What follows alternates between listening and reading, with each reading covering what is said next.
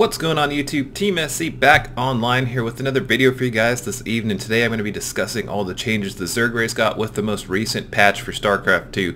Patch 3.8 as of 2 weeks ago. If you haven't been around, it is now live and it changes everything. Each of the three races got completely different changes. A bunch of the units got adjusted and it's an exciting time to be playing Starcraft 2 once again. So this is going to discuss an overview of the changes the Zerg race got. I did an overview of the Terran and Protoss already. You can check for the link in the description and they're also on my channel. So let's go ahead and get started. Going to start with the simple changes first, the less exciting ones. So we'll go ahead and start with our little friend the Baneling here. So pretty much the Baneling didn't get too much of an adjustment. Did get a buff to its health points whenever you get the upgrade for centrifugal hooks. Now instead of giving the movement speed, which it gave before, you'll actually give your Banelings an extra plus 10 life. So this makes these Banelings have 40 HP instead of 30, which is actually a considerable amount more. So it's going to make them a lot better at connecting with Marines and Terran Bio, and they'll also be good against enemy Hydra lists if it comes to that at late game Zerg versus Zerg. And I'll explain more about that later. Next on the list is the Broodlord. He got a very small change, and which actually is a little bit of a nerf. He got his range cut down from 11 to 10. The main thing for this is that Broodlords were pretty much a pretty solid hard counter to Thors, and they wanted to give Terran Mech a little bit of a not as hard time dealing with late game Zerg. So pretty much if Terran went mech and they would make like Thors and tanks and Hellbats, all the Zerg really need is a few Broodlords and you can completely just destroy the Terran army. Because the Thor weapon range I believe is 10. Especially the gun that's good against the Broodlord, and then the Broodlords had 11, so Broodlords would outrange the Thors, and then the Thors would start attacking the Broodlings instead of actually attacking the Thors. So they changed some of the AI with the Thor, and they also nerfed the Brood range. So now when the Brood can hit a Thor, the Thor can hit the Broodlord, so it won't be as one-sided anymore. Next on the list is the Ultralisk. He got a small change to his armor. He actually comes out with an additional +1 armor. They used to only have 1 armor to start, now they have 2. As soon as they're built, but they got a nerf to the Chitinous plating upgrade. Over here, as you can see, it only gives +2 armor now. Before it used to give +4. So what this means for the Ultralisk is they are a lot stronger right when they come out, but they're not as strong as they were in the late game. And I kind of agree with this change. Pretty much late game Ultralisk with the Chitinous plating upgrade would completely wreck some compositions. Like if the enemy team was just playing Bio, Ultralisk would just destroy everything Bio has. Even if they had a bunch of Marauders, Marauders got the nerf to their gun to where it does like 2 attacks instead of 1. And this was a long time ago, so they're not as good as dealing with Ultralisk anymore.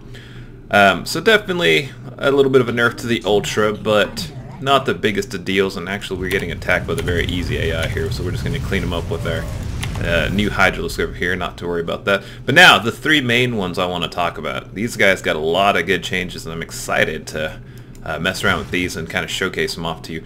The Swarm Host, ladies and gentlemen. Well, he did get a pretty good buff. They used to cost 150 minerals and 100 gas. Now they only cost 100 minerals and 75 gas. They increased the range the Locusts can attack from. Usually whenever you'd send off your Locusts, they would go attack, and they have like a swoop range of 4, so they'd kind of have to be within this range to start swooping in and attacking. Now they changed the swoop range to actually 6, so actually if we attack that, as you can see, they'll start swooping in from further away and kind of getting on their target. Now, despite the little buff that they did get a small nerf to the damage they do. Now the Locusts only do 10 damage instead of 12. But in the grand scheme of things, it's really definitely a good trade. The Swarm Host a lot cheaper now, a lot, have more range on their Locusts, but I don't know if this really fixes the problem for the Swarm Host.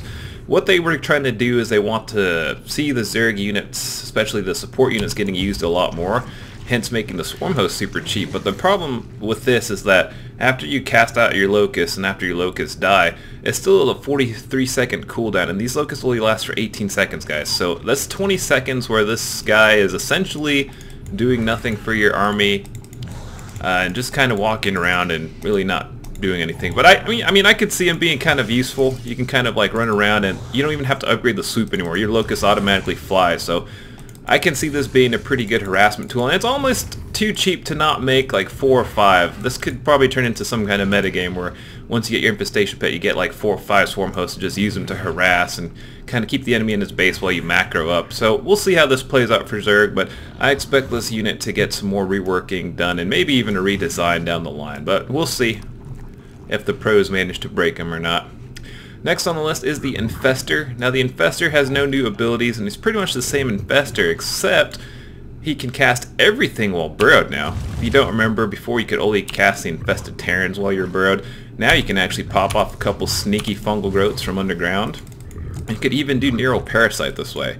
So I'm excited to see some cheeky strats with this. I mean, you can like get a couple infestors, try to sneak up on like battle cruisers or some enemy sky toss, drop some neural parasites, drop some fungal growths. I definitely like this change for the infestor. Infestor is usually underutilized, and whenever it's unburrowed, I mean, you know, the enemy can see infestor coming and get out of the range of fungal super easy. Since the great fungal nerf back in the day, the fungal growth's a projectile instead of an instant cast, so it's going to make it a lot easier for these infestors to actually land some good fungal growth. So I can see infestors actually getting back into the metagame and getting a little bit of love and a little bit of fungal growth utility going on. Another thing they changed about the infestor is that they actually added a collision radius over where the infestors are at. And I was trying to understand this a little bit, but let me kind of show you. So if we have these guys here, deal with this little Terran threat. No worries. These are unupgraded Hydralisks, by the way, and they still wrecking shop. Okay, so if we bring all of our Zerg stuff back over here, our very slow Hydralisk, I haven't got the upgrades, guys. So, as you can see, these infestors are burrowed, but we can't go over them. We end up going around. So there's like a collision radius, so they're burrowed underground, but they still take up space. Like if I'm moving, like all this enemy army is going to move out of the way.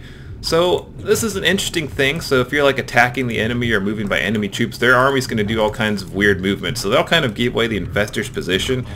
But I could also see some weird stuff happening. Like what I noticed is that, you know, the units are going to just completely move around. So I think maybe in like Zerg versus Zerg, we might see a little bit of weird strats where people get like 2 or 3 infestors, and when they're not using them, they'll just keep them burrowed out of ramp just to prevent like speed lead run-bys. So I can see this having some utility and a little bit of impact in the game. But not on the grand scheme of things, not the bigs to deals. Now, the last guy we need to talk about, guys, and this is the Hydralisk. He got some sick buffs, and hopefully now he's actually going to be he feels a lot more like the Brood War Hydra, to be honest. So here's the 2 things they changed. One, they split the Hydra upgrades back into 2 upgrades. So now it has Grooved Spines, which give the Hydralisk +2 range, and also the Muscular Augments, which give Hydra a 25% speed boost. Now after these upgrades, these Hydralisks become very, very good, guys. They have a base range of 5 now. After the upgrade, they go up to 7. And they also get the 25% speed boost. And let me explain something before Hydralisks, after they got the speed boost upgrade, that upgrade only applied off creep. They didn't get the speed boost while on creep. But now, after you get the speed boost, they not only have the 25% extra speed boost off of creep, but also on creep as well. So off creep, they're pretty fast, but on creep, they're super fast, guys. And then with that extra range, they're able to just kind of swarm everything and just take stuff out from a distance and just really just hack down and dish out some sick DPS. I mean, they do 12 damage every 0.54 seconds, guys, to air and ground. So Hydralisk is actually really good. I've been playing a little bit of Zerg myself and going for more Hydras in my games, and honestly, man, it's pretty nice. It's like the, you know, when Terrans used to just go for Marines and Medevacs, it kind of feels like that, but with Hydras. Now, I'm not saying you can't just mass Hydras. You can, but with the new buffs to like the Infestor and stuff, it's easier to get like some fungals on the Hydralisks, and also the Baneling buff is going to help kind of deal with mass clumps of Hydras. So Hydras are good, but they've still got a bunch of major weaknesses. So if you mass Hydras, you can still get countered, but Hydralisk are definitely a lot better at being kind of a core unit composition, and then you can kind of tech to counter things that counter your Hydras, for example. But anyways, these are the changes to the Zerg race after patch 3.8. Definitely excited to come exploit some of these and test them out on the ladder, test them out on the team games. Let me know if you've been having fun with these new changes and how your games have been going, guys. Alright, till next time, please leave a like if you enjoyed this video. Please leave a comment, I enjoy reading them, or if I left anything out. And please subscribe to help grow the team game community. Alright guys, till next time.